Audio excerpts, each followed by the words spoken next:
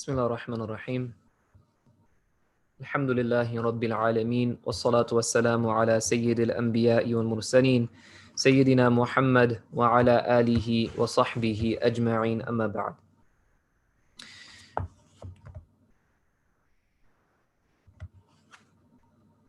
The next chapter that Shaykh Abdul Fattah Abu Ghudda rahmatullahi alayhi brings in the book is regarding traveling. But then the chapter after that is regarding condolences. And because the chapter of condolences is more relevant to what we spoke about yesterday, which is visiting the sick, I will inshallah speak about this today, condolences, and then tomorrow we will look at the etiquettes of traveling, which will be our last chapter before the end of this series. Condolences, sending someone your condolences is something that is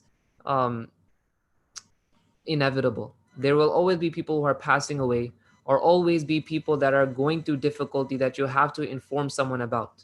For example, if someone gets into an accident or someone passes away, you must tell people about that, right? There are times in your life where you have to tell someone, you have to inform someone about that tragic incident that took place.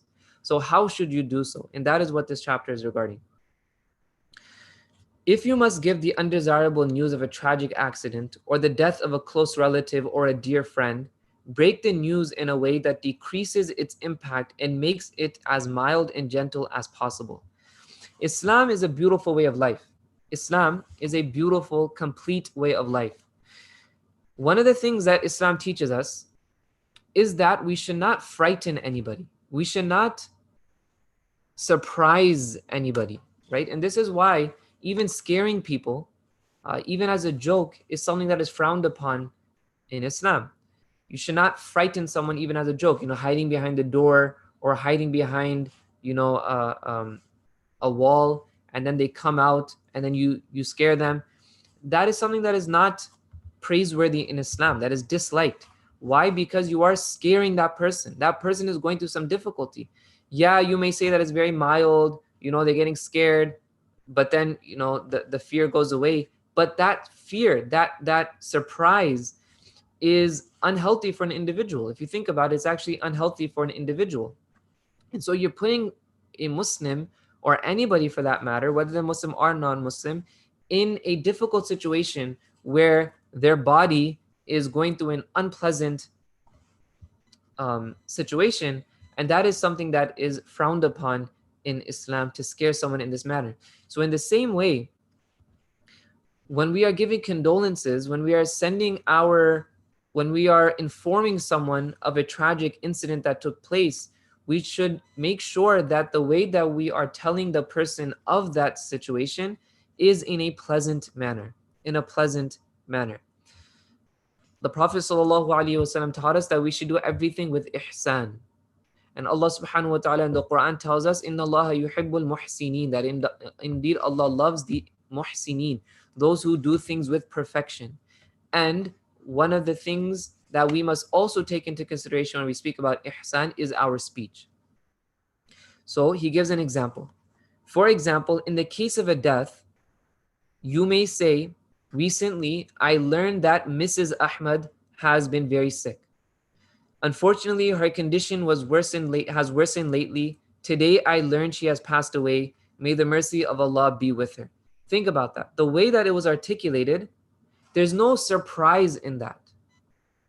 You're not saying, hey, did you hear about the news that just happened? Or did you hear about what happened? Did you hear who died? Right? Even that much may cause someone to go through, to be scared and surprised. And that's something that you should try to avoid. So look at the way that he mentions this example. This is the way that it should be said. If you're informing someone about a death, for example, recently I learned that Mrs. Ahmed has been very sick. Right? Very simple, very straightforward. There's nothing surprising about that.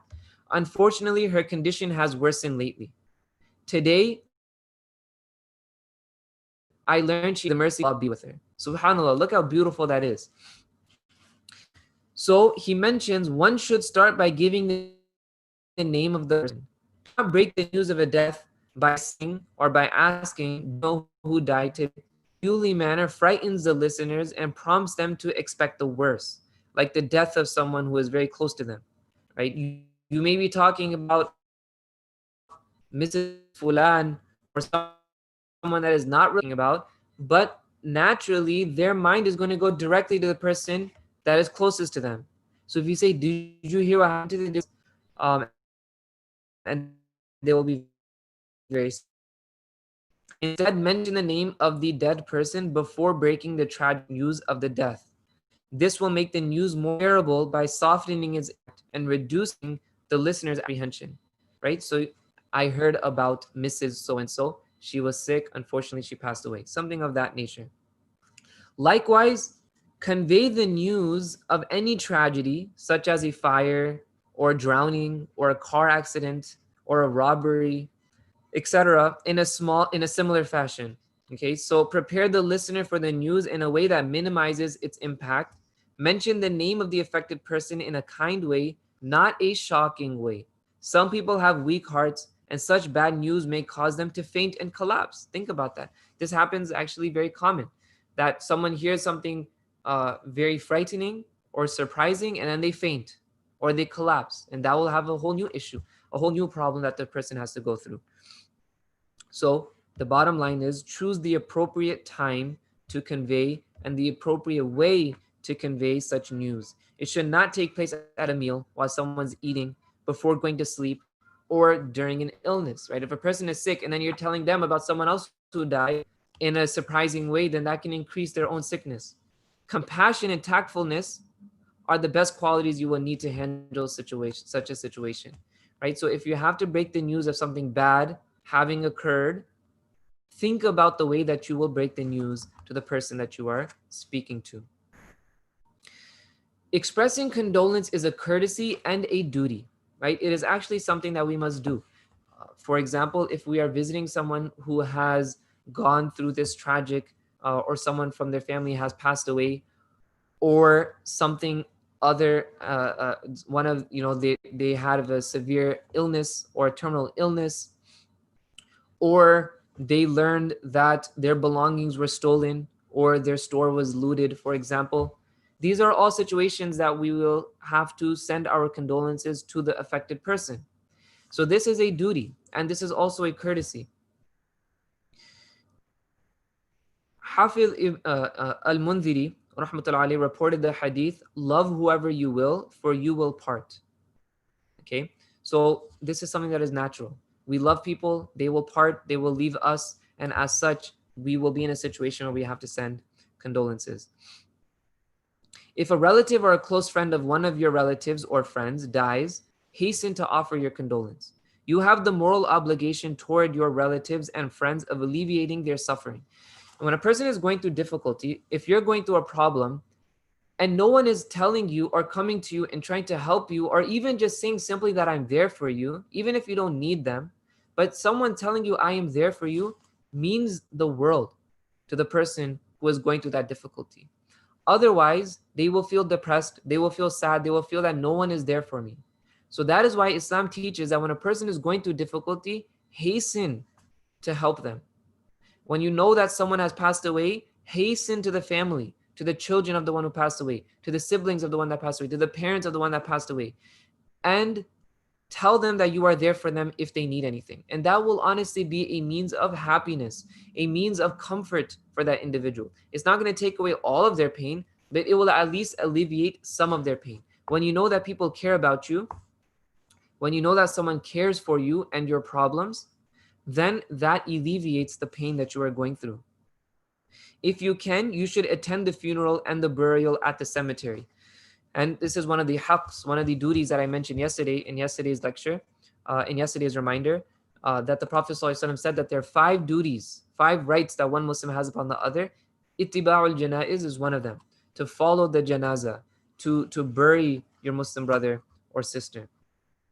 That doesn't mean that you have to attend every single funeral and you have to attend every single burial, but to make sure that the deceased is buried and has the janazah prayed over them is a must upon the entire community. And if you are able to, if you are not doing anything at that time, then also try to attend the janazah, try to attend the funeral. Condolences alleviate the sense of grieving that befalls the family of the deceased. This is achieved by encouraging them to remain composed and to trust in Allah subhanahu wa ta'ala's great reward. At the same time, you don't want to remind someone of something that they don't want to be told about. And this goes back to yesterday when you're visiting a person who is going through a terminal illness. You don't want to put them in a situation, or you don't want to be preaching to them. You don't want to come off as if you're preaching to them, because maybe they don't want that. Maybe they just want someone to say, I love you, I'm there for you, I care for you. If you need anything, let me know. Maybe they don't want to be told that, oh, this is a test from Allah, you have to deal with it in a good manner. Sometimes they may want to hear that, sometimes they don't want to hear that. So you have to read the situation based on the person that you are speaking to. Lastly,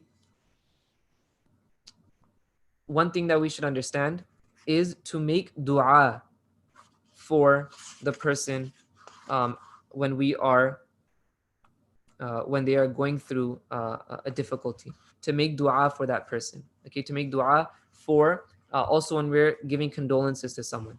So as the example that was mentioned at the beginning, he gave the news that the person passed away, and then at the end he said, may Allah reward her, may Allah have mercy upon her.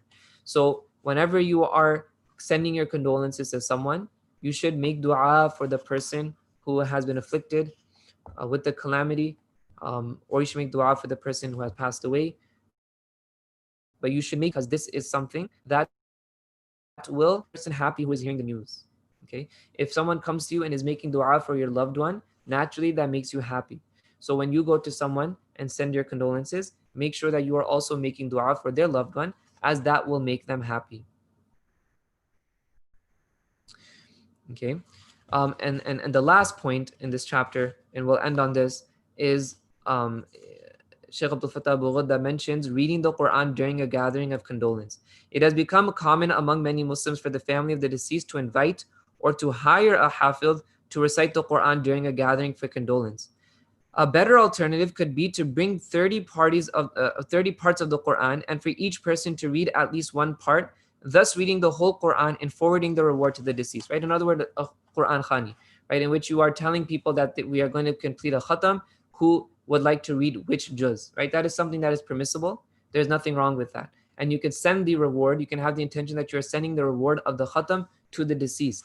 However, what a person should try not to do is to hire a hafiz to recite the entire Quran, right? That's something that is not, that should not be done, right? To hire someone, to pay someone to recite the entire Quran for the deceased, that should not be done. Rather, it's permissible to tell people to recite the Quran, right? So you have a list, for example, you make a spreadsheet and you say who wants to take which juz, that is permissible. And then you send the reward to the deceased. However, what is important to keep in mind for Quran Khanis is that you don't want to bring upon the deceased families. And this is what happens nowadays, and this is why many bid'ahs actually arise from these type of gatherings, because what happens is that the deceased family, for example, if Fulan passed away, then Fulan's family, now they feel it as an obligation that they have to invite people to the Quran Khani, and they have to feed the people as well, right? They're dealing with the loss of Fulan, and now they're put in the situation that I have to feed the people who are coming as well, right? Or I have to do something for them in return, or that the Quran Khani is farad, or that is necessary, or that you have to do it. That's not the case at all.